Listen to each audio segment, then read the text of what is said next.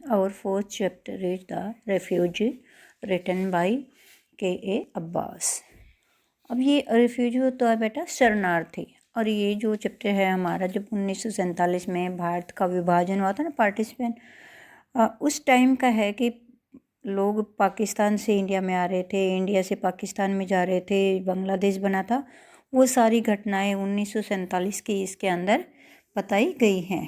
Through this story, the writer tries to project the pain and suffering resulting from the country's partitions in 1947. The story begins with a description of two old women who are identical in every respect except that one has been displaced from her home in East Punjab, Panipat, while the other belongs to West Punjab, Rawalpindi.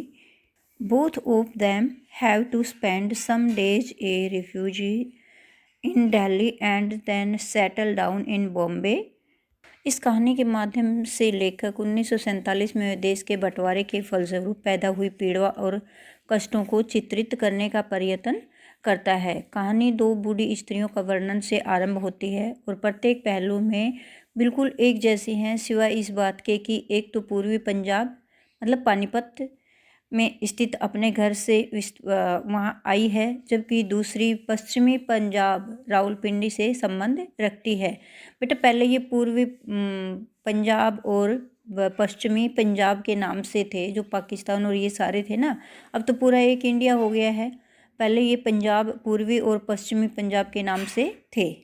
दोनों को कुछ दिन शरणार्थियों के रूप में दिल्ली में बिताने पड़ते हैं और फिर मुंबई आकर स्थायी रूप से बस जाना पड़ता है। The one who had come from east Punjab is a Muslim and is the writers mother. उन दो बूढ़ी औरतों में से वह स्त्री जो पूर्वी पंजाब से आई है वो मुस्लिम है और लेखक की माँ है। The other one who has come from Rawalpindi is a Sikh and is the mother of writers friend. दूसरी स्त्री जो रावलपिंडी से आई है सिख है तथा लेखक के मित्र की माँ है। While the writer called his mother Amma, his friend's mother was lovingly called Maji. लेखक अपनी माँ को अम्मा कहकर बुलाता है और उसके मित्र की माँ को स्नेह से माजी बुलाया जाता था। After this preliminary descriptions, the writer focuses on the story of Maji and elaborates on how she lost her hearth and home because of the partition, and yet she bore no ill will against anyone. प्रारंभिक वर्णन के बाद लेखक माजी की कहानी पर आ जाता है और विस्तार से बताता है कि किस प्रकार से बंटवारे के कारण माजी को अपना घर बार खो देना पड़ा था और फिर भी वह अपने दिल में किसी के लिए कोई दुर्भावना नहीं है। बेटा वहाँ उसके पास भैंस थे, खेत थे, खूब सारे मतलब किराएदार रहते थे उसके घर में, सब कुछ था। From A prosperous landlady, she has been reduced to a poor woman living in a single room tenement. पहले मतलब जब वो पार्टीशन नहीं हुआ था वहाँ पर वह एक समृद्ध जमींदारनी होते हुए भी अब वह किराए के मकान में रहने वाली एक गरीब औरत भर रह गई है। She used to believe that politics is no concern of the peaceful common people. परंतु अब उसने देख लिया है कि किस प्रकार से राजनीति साधारण जन की शांति को तहस-नहस कर देती है। She has seen the diametrically opposite shades of human nature among Hindu as well as Muslims.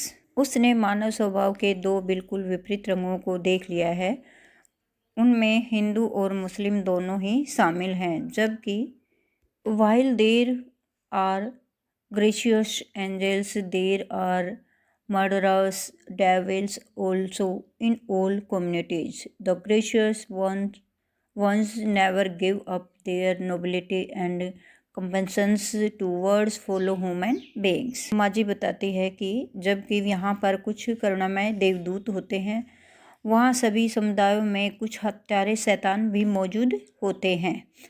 कृपालु जन कभी भी अपनी श्रेष्ठता तथा अपने साथी मानव जन के प्रति सहानुभूति का त्याग नहीं करते हैं। मतलब चाहे कितना ही लड़ाई दंगा हो जाओ, जो कृपालु होते हैं वो हमेशा ही कृपालु बने रहते हैं, और जो शैतान होते हैं बेटा वो शांति भी नहीं रख सकते और वो लड़ाई दंगे करते हैं। थी बेटा आपके 4th चैप्टर की ब्रीफ समरी। आपको कैसी लगी कमेंट में ज़रूर बताना बेटा।